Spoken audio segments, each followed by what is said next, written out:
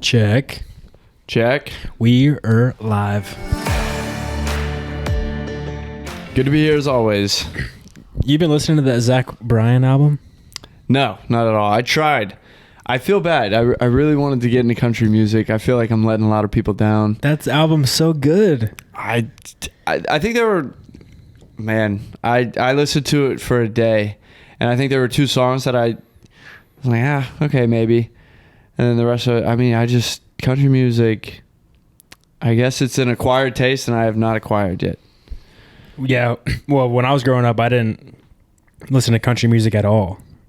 Really? Like, I listened to Zach Brown Band because that's what my parents always played in the house, but I didn't listen to anything else until recently, like the last probably 3 years, maybe. College, maybe 4 years. And so now that's all you listen to? Literally, that's it. Yeah. Like, no, the entire time I was coming up here, I was switching back and forth between Mac Miller and Tame Impala. Yeah. I like Tame Impala's music, but I don't listen to it. Like, I enjoy it when it's on. Like, I think it sounds really good. I think they're really talented, but I just don't listen to it like that. Yeah, no, I'm just, I don't know. Like, the weird psychedelic, that's just always kind of what I'm into. And hip-hop, obviously, I mean, that's just what I was introduced to as a kid. Like, my brother, started showing me hip-hop when I was 5, and that's all I really listened to since. There's an album, maybe you might like this one. It's by a dude named Sturgill Simpson, and it's psychedelic country music. Okay, yeah. I'll try and meet you in the middle and listen to that. Yeah, we can give that a listen. That one's pretty cool. Yeah. No, and hey, I mean, you've shown me some songs. Like, I really liked the Wild Palomino. Yep. The one with the Zach Brown Band song with Cody Johnson. Yeah. Palomino. I really like that. I think also because they shouted out East Texas, which is where I'm from. Beast. And you say Beast? Yeah, Beast, Texas. 903, Beast, Texas. Is that a thing? Yeah. Oh, why? What is the B? We're just beasts. You just say Beast, Texas? Beast, Texas. Oh, okay. Yeah. I didn't know that was a thing. Yeah. Oh, it's because you're not from the Beast. Nope. Anyways. Nope. I'm from what would you call Houston? H-Town. Yeah, I guess. Yeah. H-Town. H-Town, I stay down. H-Town till I drown. Oh man, kind of fucked up. That's the most accurate way to say it, I think. Yeah. Hurricane Harvey, shout out. Shout out the Harveys. I had my most retweeted tweet I had was when Hurricane Harvey formed and it was coming. I was like, Hurricane Harvey, what up, fam? And then that just aged horribly. Just destroyed the city. Yikes. So today, I just now realized I kind of want to keep the language down just a little bit on my part. You talk however you want, but I just now realized because today we're going to be watching Butch Cassidy and the Sundance Kid. Mm-hmm. It's a 1969 film. It's one of my favorite movies ever. I have never seen it. It aged beautifully. I don't care that it's a 1969 film. It is a great movie. It's a lot of fun to watch, but I've probably seen it 5 times, and every time is with my dad. And so it's going to be weird not watching it with him, but he'll definitely... I'm actually going to push him to listen to this episode. Does he listen at all? No, I don't think so. No. Your dad's old school, though. He's very old school. I don't even think he really knows how to open up the podcast app. Just kidding. I'll give him a little bit more credit than that. I'm sure he can do that. But he wouldn't watch any of the movies that we've watched. That's not really his style. Yeah. He's a John Wayne. Yeah, I mean, John Wayne, he loves his Western movies, but he also just loves his kind of classics. When I go home, it's John Wayne or Alfred Hitchcock. I've tried showing him some more modern movies, and I'm not gonna lie, he just doesn't really like all the cussing or the unnecessary violence. He likes just a good old American classic movie. Interesting. Which I respect. I mean, hey, there's something to be said for that. I totally get that it's an ugly world that we live in, and I think nowadays movies try and just show how unfiltered reality is. And the fact of the matter is, when I'm watching a movie, I am trying to kind of escape. in a sense, from like whatever ugliness is going on around the world. So I kind of understand where he's coming from in that aspect. So, you know, I totally get it. And I love all the movies that I watch with him. All the old school John Wayne movies. Has he ever seen Reign of Fire? He would hate Reign of Fire. He hates sci-fi. He does not like sci-fi movies at all. At all. Interesting. If it's aliens, wizards, giants, anything like that, he is not a fan of it. He likes realistic. He likes real movies. Like, I'll tell you, I remember in 2012, the first Avengers movie came out, and me, him, and my mom went and saw it together in theaters. And my dad, I swear to God, was asleep the whole movie. Just out immediately. I'm trying. I can't really remember like what the first scene is in that movie, but I just know. And you got to think like that movie specifically. It's loud, especially in theaters when the city's just under attack by all the aliens. My dad was just.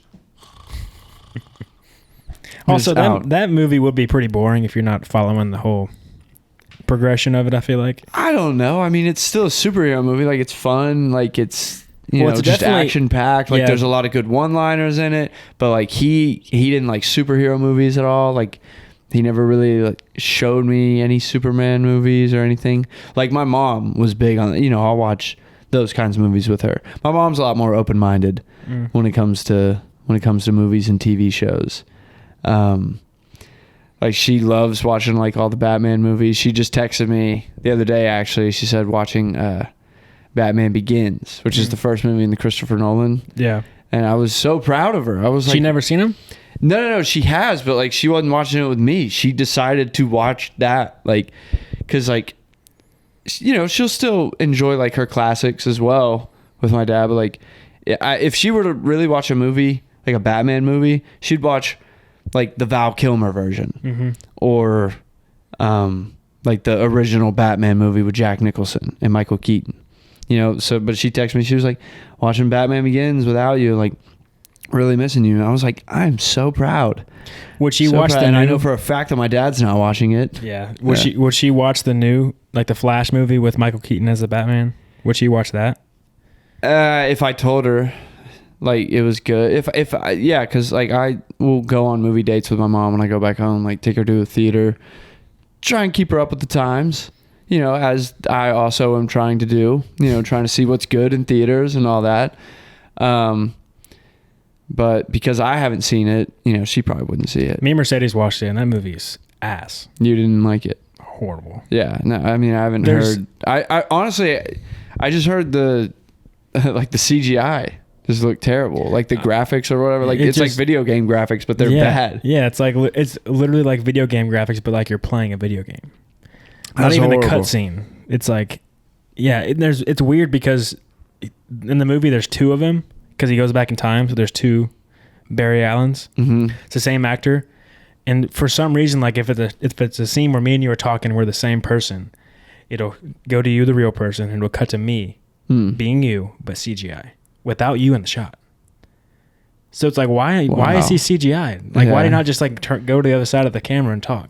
It's like they cheaped out, and not even cheaped out. That's more expensive to CGI him in some scenes. Yeah. Where he's talking. It's like, why don't you just have him speak? He's the only person in the frame. Why would you have a CGI version of him? There's a lot of weird stuff. It was horrible. Yeah. And you know, I didn't really miss out on much because I never really kept up with that franchise, and you know, pretty much they were in competition with the Avengers, which we all know that. I remember I saw Man of Steel, and that was it. Actually, you know what? No, I did see the first Wonder Woman movie with my mom in theaters, and I really liked that movie. So I don't know what happened. I don't know why exactly I didn't really get into it. But I just, you know, it's didn't because really happen. It's the second edition of the Marvel movies. The Marvel movies started off slow. And they slow played it. There was Iron Man. Then it was Captain America. Then I think it was Iron Man 2. It was Thor. Yeah. Or Thor. And then before that, it was Hulk, too. Before Iron Man, it was the Hulk movies that tied in. And they slowly built up over time to the Avengers. Yeah. DC was like, all right, let's go. Justice League right now. Yeah. I guess so. And I guess it's been a while since I've really thought about it. But yeah, I mean, Marvel definitely like just kind of had the one up on them because, like you said, they were just developing it more. But yeah, anyways, Butch Cassidy and the Sundance Kid. I'm really looking forward to it. I think you're gonna really like it. Who's stars in that? Anyways, Paul Newman. Paul Newman is the main character. He's playing Butch Cassidy. Anyways, so I guess I'll kind of explain a little bit what the movie's about. I was kind of reading because it's based on a true story. These were outlaws that lived like during the late 1800s. So it's Paul Newman and Robert Redford. Do you know any? You don't know those actors? Paul Newman was like a huge star. Like he was like him and Steve McQueen were like pretty much running Hollywood. Yeah, like I couldn't tell you what he looks like, but I do have heard Paul Newman. Yeah, big time movie star. Okay, yeah. But it's mainly about Butch Cassidy. Oh, Cool Hand Luke. I haven't seen that, but I've had it on my list for a little bit. Okay, yeah, great actor. You seen that one, Cool Hand Luke? No. Is that the one where he's in prison? Looks like it, yeah. Yeah, I haven't seen it, but I want to watch that because it was on like an HBO. HBO was recommending it to me, and I heard like a couple of people talk about it on a podcast or something like that out of the blue. Yeah. I'm like, okay, shit, I gotta watch it. Yeah. But anyways, Butch Cassidy and the Sundance Kid, they were just bank and train robbers in the late 1800s. Butch Cassidy was pretty much the leader of like this big gang, and he was raised in Utah, like in a huge like Christian family. Like they were just very Mormon? big on the Bible. No, they were Christians. And so he had a good life on a farm. And then I guess one day he was like the oldest of, I think, 3 children. And, or he was just the oldest of his siblings. I don't know how many there were. And then one day he was just, kind of bored pretty much. And he told his mom like, hey, like, Utah, there's just not much to do and there's not much money to be made. And, I don't want to grow essentially resentful of the life that y'all have given me, which is nice, but I just think there's more out there for me. So he got into robbing banks and that kind of thing. But he was like a very charismatic, well-liked guy. In fact, he was like considered a type of Robin Hood because he would like help out towns that he would rob from and like farmers that were struggling. And so like there's one story where he was even arrested and like the sheriff like didn't even put him in shackles because he like trusted him. He was like, he's not a bad guy. Like if he ever killed anybody, like they weren't bad people or they weren't good people that he killed. It was always like probably other like gang members, like gang rivals. But he was a very well liked person. And the Sundance Kid, he's a very low key guy. That's why like nobody really knows much about him. They know Butch Cassidy, but they know Butch Cassidy the Sundance Kid. The Sundance Kid was, like famous.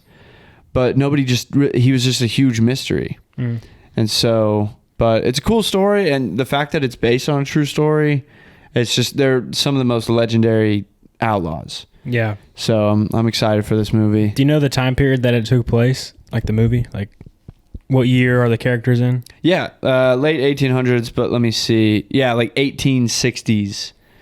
Through the 1900s though. Because just trying to see, actually. Okay, actually, no. 1866. I think that's when like Butch was like born. So I think this is probably like this happens in the 1890s. Okay, I'm reading 1896. So 1880s, 1890s to like the 1900s. Dude, they had a good run. Yeah, I'm listening to this book right now in the car. I've heard Joe ever since I started listening to Joe Rogan's podcast. I listen to that pretty often in the car when I drive to work. And he always talks about this book called Empire of the Summer Moon. And it's about Texas. And it's about the Comanches of Texas and how Texas was the hardest place for the U.S. to conquer and take over because the Comanches were just so brutal. And they were just the most powerful tribe in all of the... Before the U.S. even got there, the Comanches were Like they roamed Texas and owned Texas, and nobody could beat them. Like they were just the most fierce warriors in all of the land. But I'm only on like chapter 2, but it told a story of one of the guys who is the lead, like the last leader of the Comanches before they got wiped out. I don't know what happened yet, right? I haven't just started the book, right? But it talks about how they would just like fuck with you, and just like there's a point in the book where they were trying to find the Comanches to kill them because it's about the Comanches and the Texas Rangers. Mm-hmm. And so these Texas Rangers were going out to try to find the Comanches and kill them, and they're trying to find this one tribe of where the leader was to go kill them. And as they're looking, they can't find them. They get stumbled in a creek. They get lost. Whatever. They leave, and the Comanches built a fire. They came up on a fire, and it had an arrow pointed directly to their camp. And that's crazy because the issue that they had the entire time was that they could not figure out where they were. Because it's in the plains of West Texas where there's just nothing. Yeah. They're like, dude, we don't have a rock. We don't have a tree. We don't even know where we are. We don't know how to landmark where we are. We can't track these people. We don't know what's going on. So in the middle of all that widespread, the Comanche said, hey, we know you're right there, by the way. They're like, dude, we're like miles away. Like, how do they see us? That's incredible. And they would roll up on you with like 100 guys on the horse. And there was one, I just read a part of the book where they stumbled across this fort. It was like a small fort in Texas. It was kind of in the middle of nowhere. Nobody really was at that fort to protect it. But there's a few people.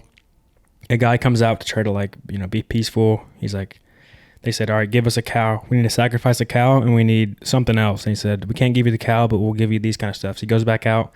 Everybody's like, do not go back out there. Are you fucking crazy? He's like, there's 100 people out there, but they don't know who it is. They think it's these other tribes. They don't know that it's the Comanches that they're about to go back out there to. He comes out. They all swarm him.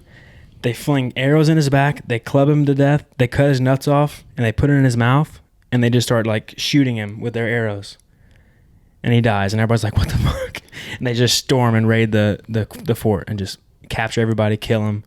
Just like brutally murder them. Oh, dude, yeah. Scalp them. Yeah. Obviously scalped them. Mm-hmm. So that's kind of, that book takes place in the time this week. It could be, damn, yeah. It's called Empire of the Rising Sun. Empire of the Summer Moon. Empire of the Summer Moon. Yeah, I might have to read that. It's pretty cool because I think it's cool to read it because I didn't realize, I've heard Rogan talk about it a few times, but I didn't realize it was about Texas. And so I think it's cool to kind of understand the history of the state that we live in and how I didn't realize it was like this impossible place to be conquered. Like nobody could take it over because the Comanches were just so powerful. Yeah. Yeah. Okay. I'll have to give that a read after I finish my book. I'm only on chapter 2, so maybe chapter 3, but I'm reading I'll let you know. Yeah. I'm reading the 48 Laws of Power. Oh, really? Yeah. I'm on the third law.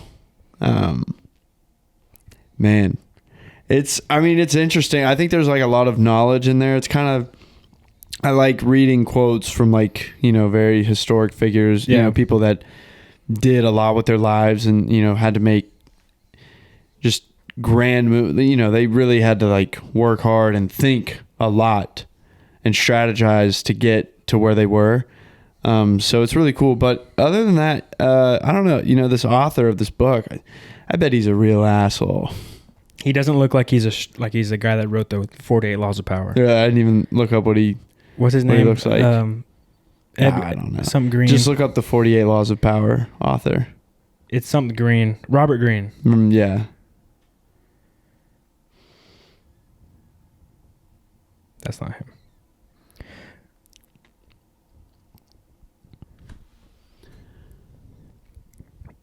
Yeah, that looks about right, actually. Really? Yeah. That doesn't really surprise me. He's getting older now, too. Yeah. It's a good book. It's got like really cool stories. But like I just read, I already forgot, like the second or third law is pretty much about like deception, not letting people know what your true intentions are. Mm-hmm. I'm like, I get it. But it's interesting. I don't want people to think I'm a dick reading this book. Like, oh, I wonder what Gray's trying to conquer. Yeah. Like, no, the argument for the book, I think that he gives, it's like if you don't want to gain power, you should read it so you can recognize when people are trying to do that. Yeah. Because I think the idea is a lot of those laws are kind of intuitive. Like people weren't planning out, okay, I have to be deceptive here. They're not thinking about the laws in like a strict manner. Like I have to follow this rule. It's more about you can see people do these things inherently just because they want to gain up. Maybe they just understand subconsciously how to, get their way to the top. So you can, if you understand all these laws of people that try to get power, you can narrow recognize it down to like, how okay, people can be. I see what he's doing. He's not being honest here. He's not doing this. And if he's not telling me everything. Yeah, with promotions, business deals, you can see how people are like trying to finagle their way to the top. Yeah, especially I could see it being used a lot in sales, and like I'm already like 3 laws in, and I'm like, I've definitely dealt with some people that we're doing this kind of strategy. As you get deeper, it's weird because a lot of the chapters in the next few chapters you read are about con men. Yeah. About how these con men were able to. There's a lot of examples about these con men, how they were able to con people, and it's I'm excited for it. And like I said, I think it's just it'll be a very knowledgeable book. Just kind of put things in perspective, going into the world that we live in, and because there's a lot of people that I think all they want is power, and they want to be superior to a lot of other people. That's not really a life goal for me, but it'd be nice to at least have some knowledge, just in case I need to use it. Yeah, you got to understand the game so you don't get played. If I ever had to be in that kind of game with anybody, I'd like to kind of understand. All it is opening your brain up. You're learning different tactics of life. You don't got to use it, but you got to. Learning is going to help you out. Exactly. So, but Butch Cassidy and the Sundance Kid. Let's go. Let's do it.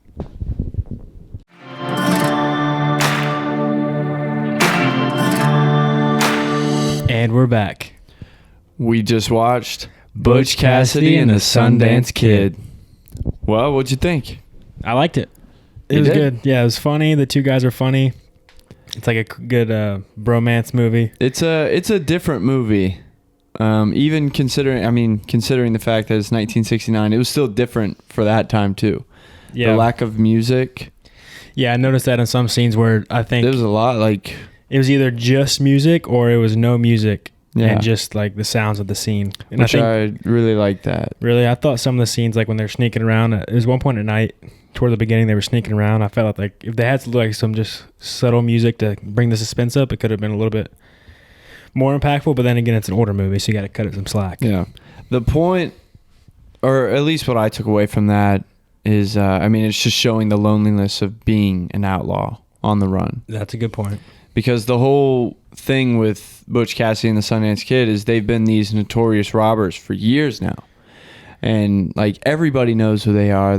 But everybody's also just Butch Cassidy's too smart. He's going to get away. Or he's going to get a whole town to cover up for him, so there's no point in chasing him. They even show that in one of the scenes where he robs a train a couple miles out of this town, and the sheriff's trying to gather all the troops. And all the people are just like, well, what's the point? He's going to get away. And so now he finally just has these people that are absolutely determined to get him because of, the price on their head is just that high. And they're just, this is really what their life looks like. Because you notice when they're rolling high and life is good for them, it just goes by quick. Mm-hmm. It's all just in pictures. It's, they, at one point they go to New York and they're just partying it up. Well, the movie doesn't focus on that. No. Because it really focuses on sure, they might have done that for a couple of weeks, but then for the next 6 months, all they're doing is just running through the woods on horses. Yeah. And that's what it sounds like. It's just quiet. Yeah, it also shows the progression of them always taking the easy way out, right? Because they're robbers, okay? They're not working for their money. They're stealing their money. So they just want things to just come as easy as they can. And so as the movie progresses, they constantly get put in worse and worse and worse situations by them trying to make it the easy way out. Like they start off, just robbing trains, taking the easy way out. The next time they go, they get stuck because now they got to blow up the entire train to get into the safe, and all the money blows away. They try to make it too easy. They were just like, let's just blow up the safe. Like, that'll work. Yeah. Cash goes everywhere. That's whenever bigger safe, more dynamite. That's whenever the Rangers or whoever that was coming after him was chasing him, the best lawmen in the country.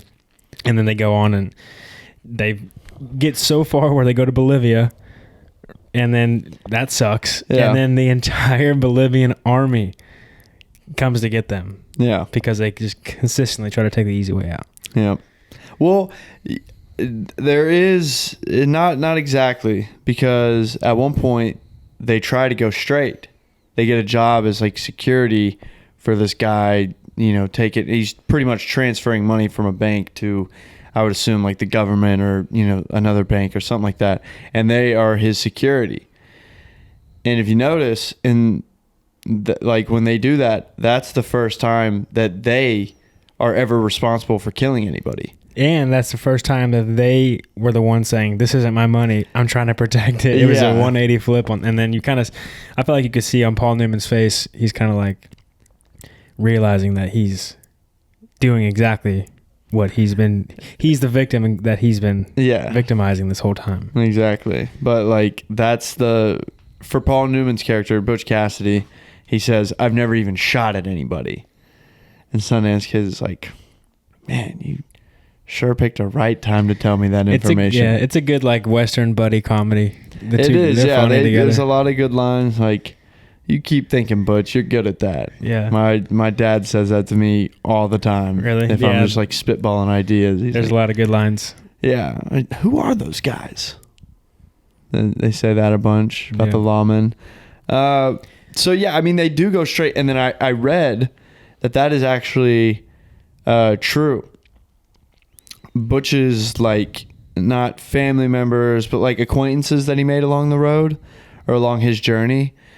There were times where, he's so, hot, like everybody's talking about him, or everybody's like looking for him. He's very wanted. So you have to like kind of let that reputation cool down. So you can't really go on bank robberies because they're on high alert.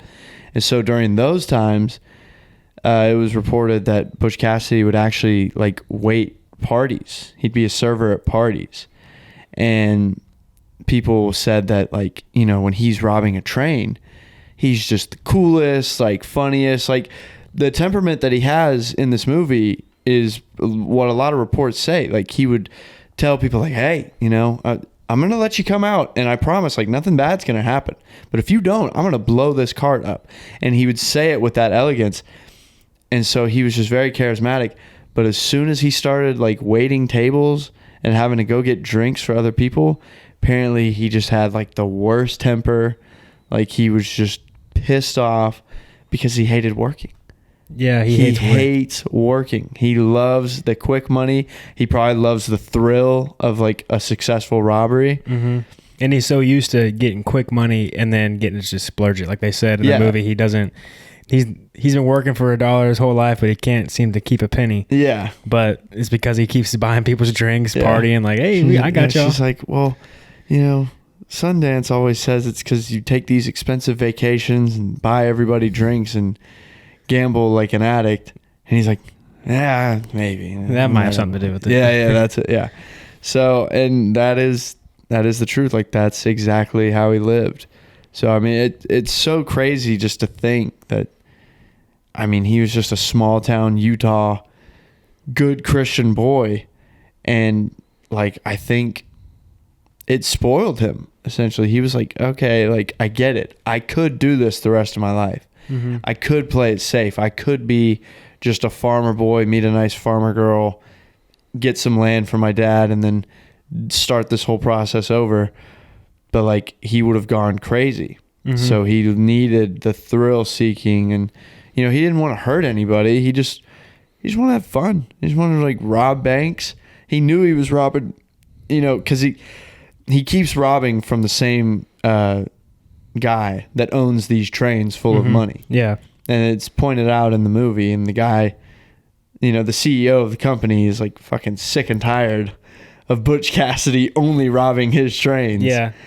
And he was like, oh man, I'm sorry, I just lost my train of thought. But like, he knows that this guy has more than enough money. He even says something like that in the movie. He's like, if only the payouts for these robberies would match like what it costs to put him up. Yeah. Doesn't he know I just stopped robbing him? Yeah. Well, it's gonna make sense that he robs, him being a kind-hearted criminal to have sort of like a victimless crime. Yeah. Where he's just only getting, he's stealing money that's not the person that he's not stealing directly from them. He's just taking the train's money. Yeah, it's essentially it's like money. robbing Walmart. Yeah. None of those employees, like, it's not any of their money. Like, they're not willing to die for it. No. And so, like, that's pretty much how he looks at it. He's like, none of these people care. Like, this guy's a tycoon. He's got more than enough money. That's what he told him. He's like, he wouldn't risk his life for you. Exactly. He's like, what does it matter? Yeah. And so that's, that's pretty much the point. That's, again, why I said earlier, like, he was looked at as, like, the Robin Hood. Because, like, yeah, then he would make all this money, go to another probably state, and then like he'd take care of the town that he was staying at before, like while he's like having to cool off. That's why like that one sheriff, like remember they have to tie the sheriff up there, like, we want to go to the army. Yeah, they've officially given up. They're like, oh my god, the only way we can get out of this is to join the army and like go fight in the Spaniard War. And the guy's like, no. He's like, y'all don't get it. Like, y'all are done. The price is too high. Like, anybody and everybody that gets the chance to kill you now will do it. Like, nobody will take you in. It's just like, damn. Because they don't really give a good timeline of how long they've been doing it, but it was years.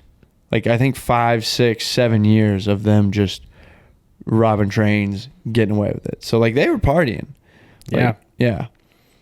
And I bet it had to have been longer, because I feel like things took a lot longer back then because you can't get places as fast. Mm-hmm. So information also didn't travel that fast either. Yeah, so you got to think about that. Get away with it a little easier too. Yeah. But one thing that they didn't mention in the movie that I don't really know why, but this is like a very big deal, and we can show this on the video. But the reason that they like got found out, the reason they were like identified on wanted posters was because one time him and his posse went like partying. I don't know exactly where, but they were in some city, some town.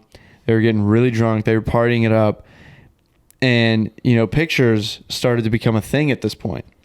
And so they like took a formal picture together as a gang, like hammered, because they thought it would be funny. Mm-hmm. And then here's the picture. That's Butch Cassidy on the far right, and that's Sundance Kid on the far left. In the back? On the far left. Okay, not sitting down though? Yeah. That's what they really look like. Damn. So they took that picture, and the reason that was like pretty much their most crucial mistake. A Wells Fargo bank teller recognized them in the picture and said, oh my God, that's the guy that just robbed our bank. And then they connected it, and then it got spread out to other banks, and they're like, yeah, these are the guys. That's how pretty much the country like identified who Butch Cassidy and the Sundance Kid were. Damn. Because of a drunk picture. That should have been a thing in that movie. Yeah, I don't know why it wasn't, but like because I read that before we watched the movie, because I was like, I better brush up on like, do a little research for once, because we're notorious for not doing that. But like that is a huge part. Like that is how they were identified as the leaders of the group. So, and it still rings true today. You still got to be careful with pictures you post. Yeah, dude. Especially nowadays, you got to be careful when you get drunk. You got to be a little bit more on lock. Yeah. Get caught slipping easy. Yeah. So that's funny. A drunk picture. Yeah. Something that a lot of people can relate to, probably. Yeah, I was about to say, just know it's not some new thing. This has been going on since the 1890s. Dawn of a camera. Yeah. So you got any other thoughts? Like, what do you think? Yeah, I liked how they portrayed the the lawmen, because you never see them. They're like just kind of this idea, but they're always in the background, just fucking hammering their horses. Like, they're like, we ain't stopping. You just see the force of, because the cloud smoke is so big, they're constantly there. They constantly creep closer, no matter what it is. Yeah, and for the most part, they're so far away. So you're like, oh yeah, like they're really not that close. Like, we're good, but like, damn, they're still there. Yeah. So their downfall is always creeping up on them, and you always see it, and it's kind of this scary, ominous presence. They can never get comfortable. Yeah, even when they try to get comfortable, they look over the hill and they're like, God damn it, are those lights? Who are those guys? Yeah. Yeah, but I liked how it was like just the enemy was just an ominous presence. We never saw them ever. Yep. Never once saw their face. Nope. All you saw was in Bolivia the notorious sheriff that they remembered. And they saw weren't even sure. They don't even know, yeah. Probably wasn't, truly. The guy that never left Wyoming is definitely never going to leave the States to go to Bolivia to catch one fucking guy. He's like, thank God the motherfucker's out. Job done. Yeah. So but, yeah, that also shows I do like that. The fact that because in real life it had to be a thought in their head that they're always going to get caught. Like, they're always close to being caught. And so that just shows them always in the background on their horses chasing them whenever they're in the U.S. And then them seeing one guy with a white hat and he's still on their head. Yeah. He's always in their head. The chance of getting caught is still always in their head because they're always just escaping and barely getting by and realizing that what they're doing is kind of getting ahead of them. They're like, oh shit. Yeah. Because they don't even I'm not even sure the two guys realize how much trouble they're in.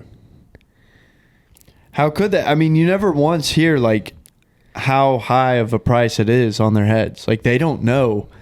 Yeah, I think I agree with that. Like, they don't really know how wanted they are. Because they're like... That sheriff, like, telling them, they're probably just like, I mean, whatever. Like, there's just another sheriff telling us, like, we're bad boys or something like that. But, like, I don't think they really understand the magnitude. Like, no.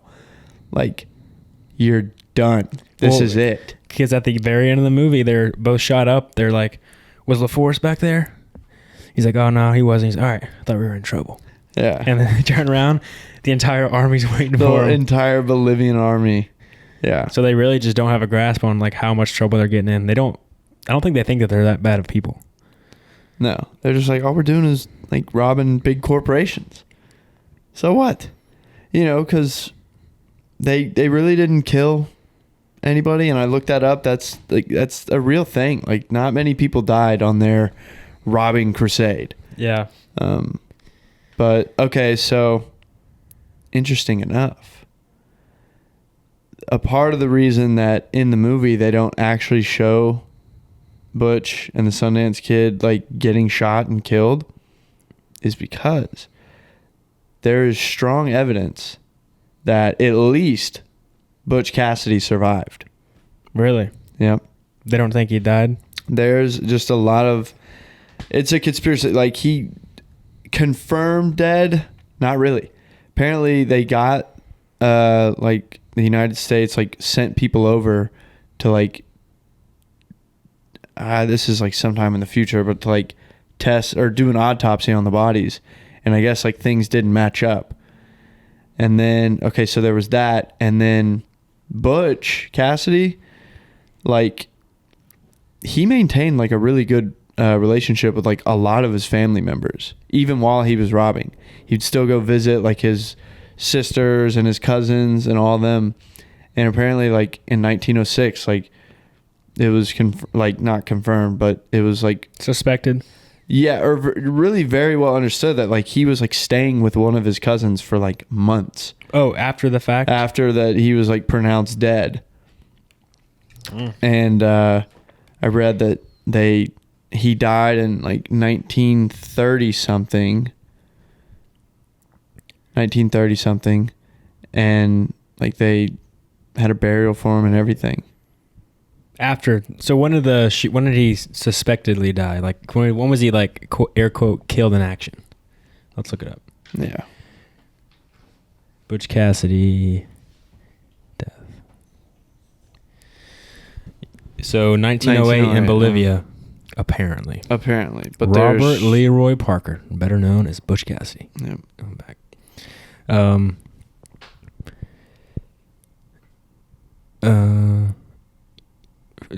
First fled to Argentina, then Bolivia, where most historians believe Parker.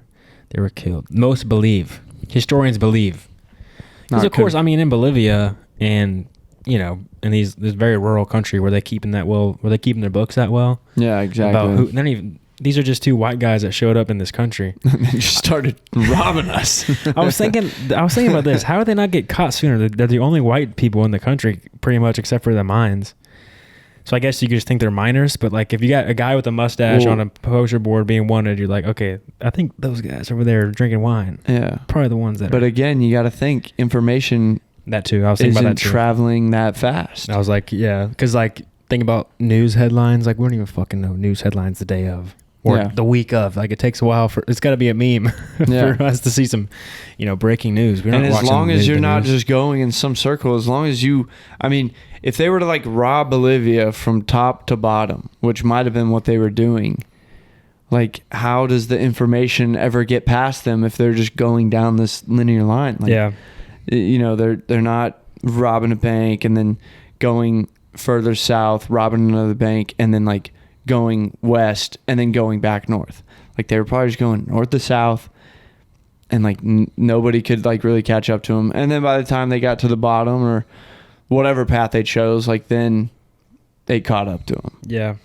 Then it's like, hey, watch out for these two white blondies. They don't know the language. They have really nice clothes, and one of them is really good with a gun. Only when he moves. Yeah, and it's like, oh, yeah, the only two guys in our country that look like that. So, yeah, I guess the miners, but. Yeah, I thought it was funny how they were in a restaurant drinking wine, celebrating, practicing Spanish, saying, give me the money. Yeah. Put your hands up. Yeah, back against the wall. Like, like you couldn't figure out what might have been going on right there. Although I guess that was before they did rob the bank. But the time they were celebrating after they had a couple of successful robberies, like did all the Bolivians in the restaurant not recognize that? If they knew, obviously they might not have known, but I don't know. But I thought it was pretty funny. It was a good movie. It's a very good movie. It's a classic. Like I said, one of my favorites. And I like how different it is. It was risky to do all those chase scenes with no music, but I think I understand the point that he's trying to make. Just, you know, this is what really being an outlaw sounds like. Holy shit. What? Yeah. Yeah, I did like that perspective that you're saying about how it's just quiet because it's just trying to show what it feels like. This movie box officed $102 million. It was a big movie. Back in the day? Yeah, no, this is a classic. $100 million? Okay. What? Well, because like I told you, Paul Newman is at the top. Like it's him and Steve McQueen. These are like the main Hollywood guys. That was back in the day where you just got to make a movie with the right actor and you're gonna make some money. You just need him to sign off on it. Yeah. That's like going back to Once Upon a Time in Hollywood. You know, it's all about the actor. You gotta get the actor in the show, and you'll end up being good. Okay, I guess rentals. $45 million in rentals. Final U.S. gross being over $100 million. It was the 8th most popular film of 1970 in France. That's an interesting fact. I don't know why that's on this. Why is that? The second sentence of this. That's odd. Oh. 8th Good to most. know. Yeah. That's not even that. That's not even. 8th most. What was number 1? Of the year? Like I was just saying, of 1970, it was the 8th most. Fascinating. Yeah, $102 million. What else is Robert Redford in? He looks like He's in a good bit. Okay, I know him. There's actually a meme of him that's pretty famous. He's got like a full beard and he's sitting by a river and he like looks at the camera and like nods. And if you saw it, you know what I'm talking about, but he really doesn't look like Robert Redford. Yeah, like he has longer hair. Yes, it's like a bowl cut kind of or something. All right, Robert Redford meme. Yeah, like I know what you're talking about. He like kind of does his hair. Yeah. Yeah. That's the Sundance Kid. Doesn't even like look like the same person. No, not. It looks like. He looks like Zach Galifianakis. Yes, dude. That's funny. When did you first watch this movie? Oh man, Yeah, I was probably like a teen, maybe like 11 or 12. Like I think I was actually, watching a movie with my parents. Like I think I was a little bit older to have to watch this. And I don't know. I'm not exactly sure why. I mean, I get that there's almost a sex scene. Kinda. I mean, oh, dude. What's his Sundance Kid saved it at the end, dude. In the beginning, there's a scene in the beginning where he sneaks into a girl's first scene with a girl in a bedroom, and he points a gun at her and tells her, take her clothes off, undo her hair, shake her hair, take off her like underwear, and then turns out to be his fucking girlfriend. Yeah, you're like, okay, thank God. Yes, but it's like scaring the audience because, I mean, I think it's just a genius way of doing it. Is like at the beginning of the movie, you love Butch Cassidy and the Sundance Kid, but you also know they're criminals too, right? And so, but like it's kind of a coming to realize moment when the Sundance Kid like is, he's broken into this innocent woman's house. She's just like getting undressed, getting ready to go to bed, and he points a gun at her, and you think he's about to rape her. Yeah. And then like, so that entire scene, you're like, oh, damn it. Like, yeah, I completely forgot that these are the worst outlaws in the wild, wild west. Like these are some bad people. And so you're like, no way. And so I'm sure first time seeing the movie, you're like, damn, is it really about to be this dark? Like, were they like some messed up people like that? And then obviously that's not the case, but it's such a good, cause that's probably like a 2-minute. Oh, they lead it on. Yeah. Like that's a whole 2-minute, just again, silence, no music. It's just a guy sitting in a chair with a gun pointed at a woman. And she does not look happy. She looks terrified. And then when he takes his belt off and gets up and he moves to put his hands on her, you're like, oh, dude, no. Like, damn, he's a messed up dude. Because, they just left the brothel. Yep. And he could have just paid for sex with a woman there. Mm-hmm. But instead, he was like, I'm out to go find a woman. And then, like he said, he makes it sound funny and all that. But, like, now you're starting to think, like, oh, he's one of these psycho criminals that actually enjoys hurting people. Yeah, it's like a gentle reminder. It's like, hey, these guys could be bad. They are criminals. Yeah, don't forget they are criminals. Yeah, do not forget. Just kidding. He can still be likable. He's still a good guy. But, yeah, and another thing that is just, the movie captures that really well is the Sundance Kid is dating this girl. Yeah. Because essentially the Sundance Kid met her first. And that's a real thing. In real life, it was like the Sundance Kid is dating, eventually marries. I can't remember her name right now.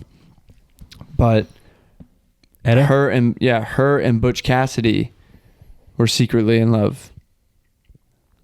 Because like after she has sex with the Sundance Kid, Butch Cassidy comes rolling along on the bike, and she like sits on the front of it. And I remember Mercedes said, like, oh, like, are they brother and sister? And I was like, not exactly. And you're just like confused, like, wait, what the fuck is going on? Yeah, it's. She was just a swinger, dude. That's them being historically accurate.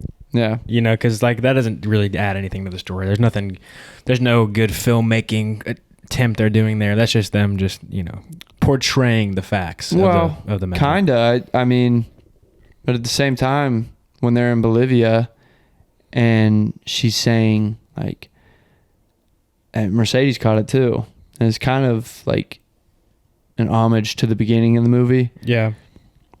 Where she's saying like, I think I'll go to the United States ahead of y'all. And Sundance is like, all right, whatever you want to do. And then Butch Cassidy like pretty much says the same thing, but you can tell that he wants her to stay. Yeah. Because like he really does love her. But like she married Sundance. Yeah. Yeah, so that's just a thing back then. If you just meet the girl first, you just get her? Or? I have no idea. I think that was just like kind of how it went with them. Because obviously Butch Cassidy and Sundance, like I think these are like pretty much brother in arms. There's no way they would let a woman like come between them. and like separate them. So they just let a woman stay between them. Yeah, maybe they just like what's that movie? It's about creating the best strain of weed. It's with Blake Lively. She dates two guys. Like the two guys share the girl, because the two guys are just like they're like best buddies, I guess. You seen that movie? Mm-mm. It's a good movie. Let me see. What is it? I seen it on Netflix not that long ago. Savages. Yeah. Savages. It's Aaron Taylor Johnson and Taylor Kitsch. They date her. They're California entrepreneurs, and they run a lucrative business raising marijuana and share a one-of-a-kind love with a beautiful girl named Blake Lively. Her name is O, I guess. There's a new Zendaya movie coming out where she's dating two tennis players. What? Yeah, they're like best friends. That's coming out. Who are the guys?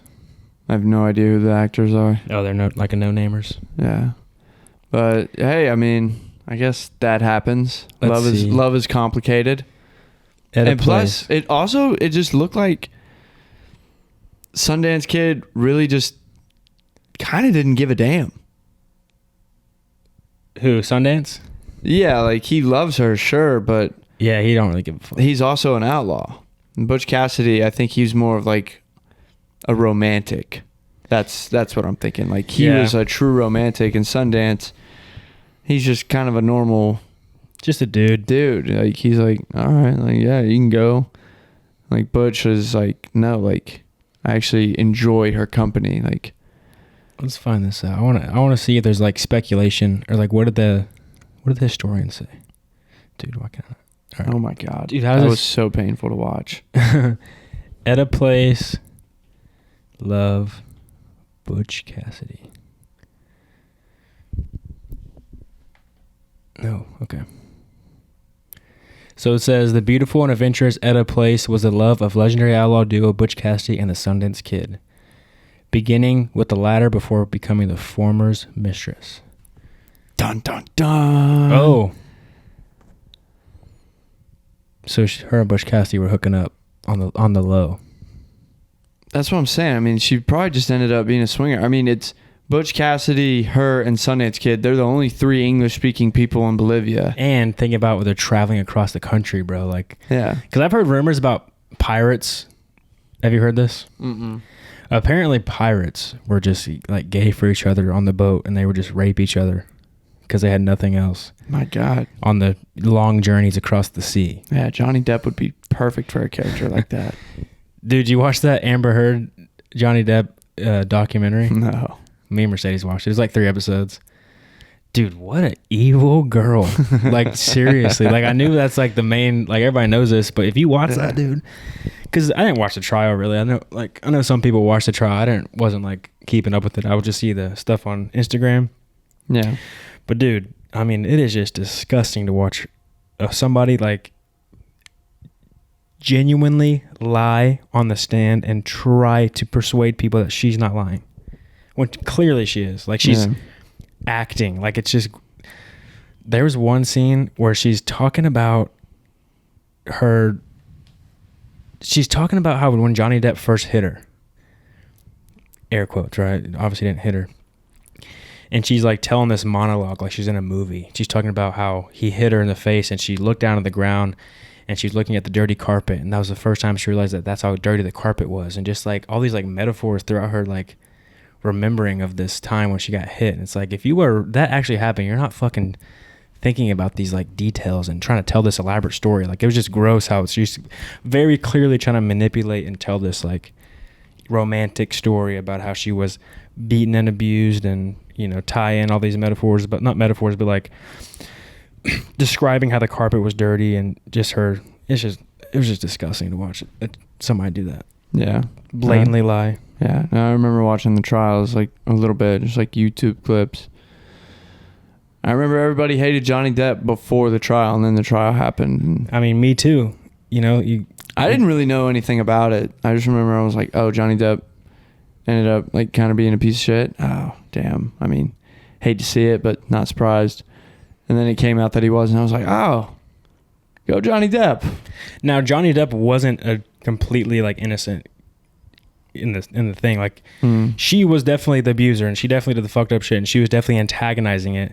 But he was also getting fucked up and kind of being aggressive. Not to her, but he would like walk in, and you also got to think about it. He's rich. There's no secret that Johnny Depp is a drug addict. Yeah, he likes to get fucked up, and he was like breaking glass and slamming cabinets drunk and shut and just like stumbling around. But he wasn't like doing it to her. He was just kind of being like he's just being like really drunk. Yeah, obnoxiously drunk. Some people are like that. Some people like to get really drunk and punch holes in walls. A lot of guys like to do that. Yeah, a lot of guys. What is that? Why do you think that started?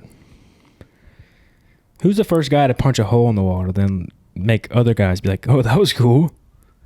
I'm sure it was. I'm sure it's cool to like, you know, it's like watching a caveman discover fire.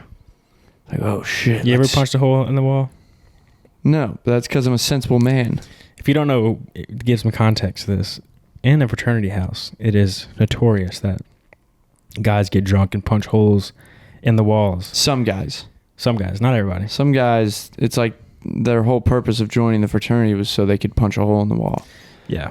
Other guys, it just looks fucking stupid. Well, I'm the other guys. What's funny too is that if you're not thinking, you could punch really hard directly into a stud. Yep. And then break your hand. Which we have seen time and time again. Couple times. Some people just like to get drunk and do stupid things. I know guys that when they get drunk, they have this weird addiction of essentially branding themselves with cigarette butts. And I'm a little ashamed to say it. I've been the guy that has done it to the other man. I've gotten one of those. Yep. I got a cigarette butt to the chest. Why did you want to do it? Did you just want to feel something? Were you just so sad and drunk that you just wanted to feel something? No, I thought it'd be cool. Let it out. You thought it'd be cool? I don't know. I was drunk. Are you thinking that straight when you're drunk? You're like, yeah, bro. I still have my wits about me when it comes to that kind of stuff. It's like, oh, I don't want to wake up with a burn on my skin. It's really not that. It was kind of burn on my skin. I don't want to wake up with a broken hand. I don't want to wake up to repair damage fees. See, it's not even there anymore. No. Well, maybe you didn't do it right. Maybe you should do it again. You want to do it live on the podcast next week? Yeah, but we've upgraded from cigarettes. You're more of a cigar guy now. Oh, dude, that'd so be that fucking would rough. be way cooler. No, that would actually be a bad idea. I think they're all bad ideas. I think it's just like, which one is relatively worse? The cigar is not relatively I agree. worse. I'm just saying, but like, they're still bad ideas. But like, I mean, at the same time, though, like, if you're gonna go for it, like, go for it. No. Okay. I mean, you're sober right now, so this doesn't really even matter. But okay, with that logic, it's like, hey, if you're gonna take a shot, why don't you just chug the entire bottle of liquor? That's alcohol poisoning. That could actually get you in the hospital. If I burned a cigar on your arm, I mean, that would be a substantial burn. Because a cigarette is like. Are we having to take you to the hospital? Do you think? No. Okay. Because you think about it, burn, you're just like cauterized already. Nothing bleeds. Just hurts like a bitch. Yeah. Yeah, but no, I'm not going to do that. Okay. All right. We'll see how you're talking after the whiskey. I'm not gonna, you can probably convince me to do the cigarette again, but I'm definitely not doing the cigar. You're sober and already halfway convinced just to do the cigarette. I mean, who knows what I could do if I just get a little bit of whiskey in you. No, honestly, no, I wouldn't do the cigarette. I've already done it. All right. It's on video. It's already good. Okay. Got a Bud Light Platinum in my hand. I got a Pittman Motor Company hat on in that video too.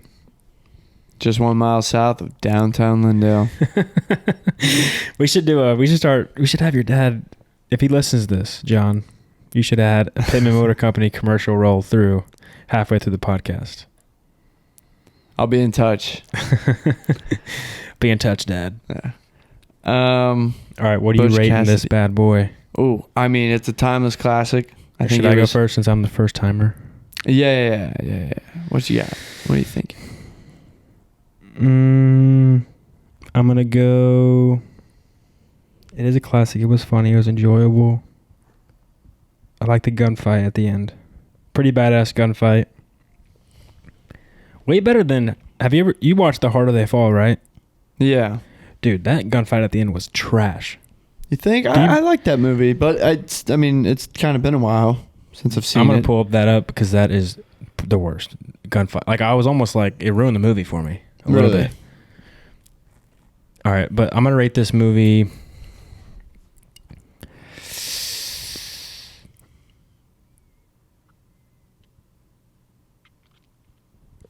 6.8. You go to hell. Why? No, I'm just kidding. Hey, it's your rating. 8.3. All right, well, you can tell you're biased. It's a great movie. It is a good movie. I don't think Mercedes liked it. Why?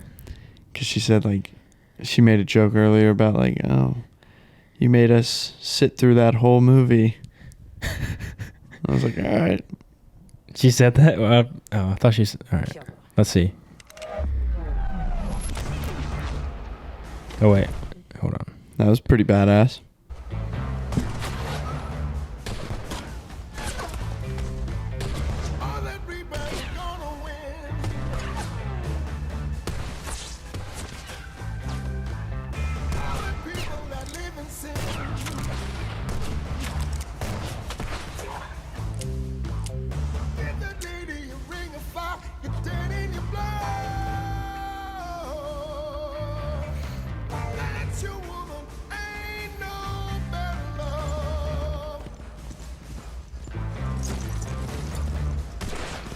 Yeah, here we go.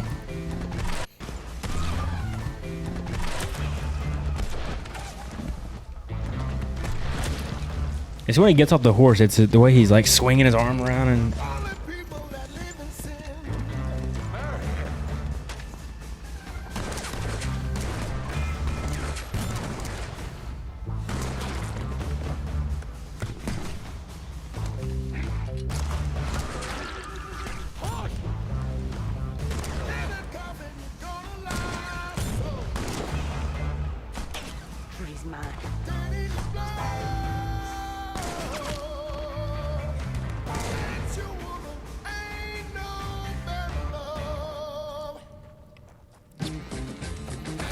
Pretty badass so far. Okay, it's been good so far.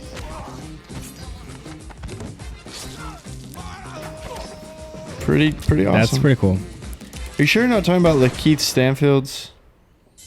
No, it was him because I was disappointed. Hang on, let's see.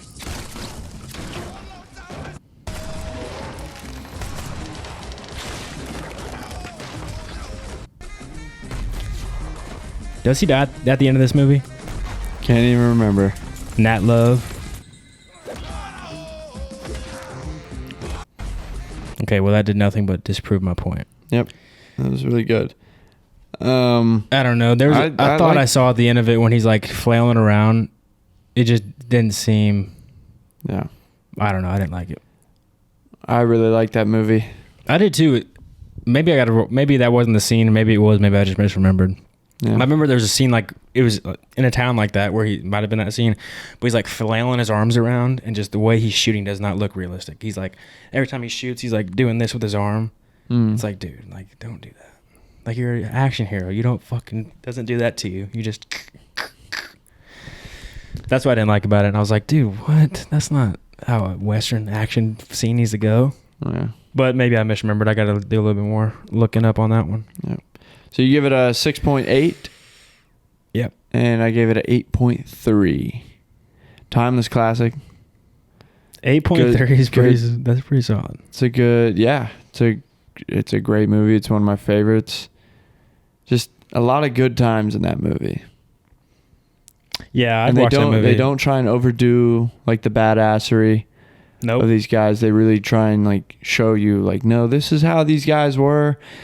And because this is how they were, this is how their lives were. Yeah. I liked it. It was good. Yeah. All right. I want to end this bad boy with a song. Well, play that funky music, white boy. Okay. This might be... Do you remember what Zach Bryan song you liked? Because it might have been this one.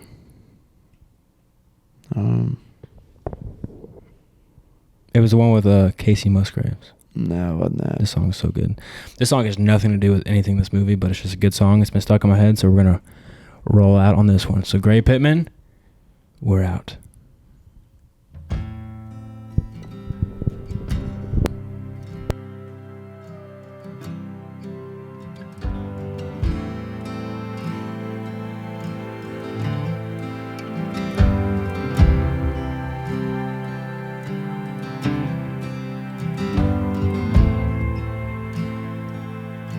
Rod girl and whiskey's gonna ease my mind. Beach towel dress on the drying line. Do I remind you of your daddy in his 88 Ford? Labrador hanging out the passenger door. The sand from your hair is blowing in my eyes. Blame it on the beach, grown men don't cry. Do you remember that beat down basement couch? I'd sing you my love songs and you'd tell me about how your mama ran off and pawned her ring. I remember everything. Cold shoulder, closing time. You were begging me to stay till the sun rose. Strange words come on out of a grown man's mouth when his mind's broke. Pictures in passing time. You only smile like that when you're drinking. I wish I didn't, but I do. Remember every moment on the nights with you.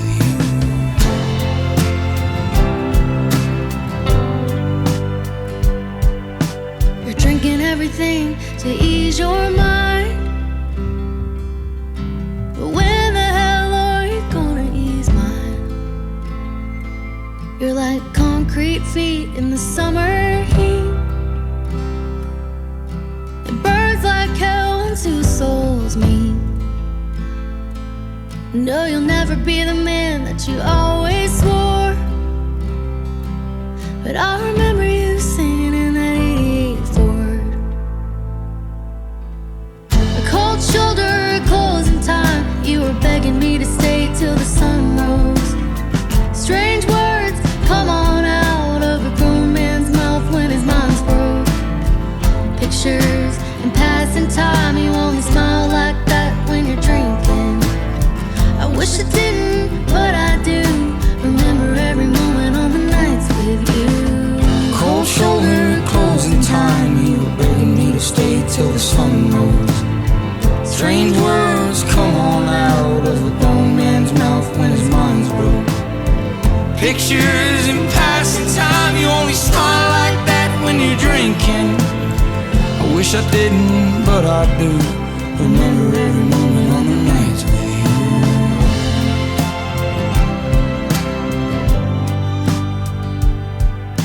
Rod girl, whiskey's gonna ease my mind.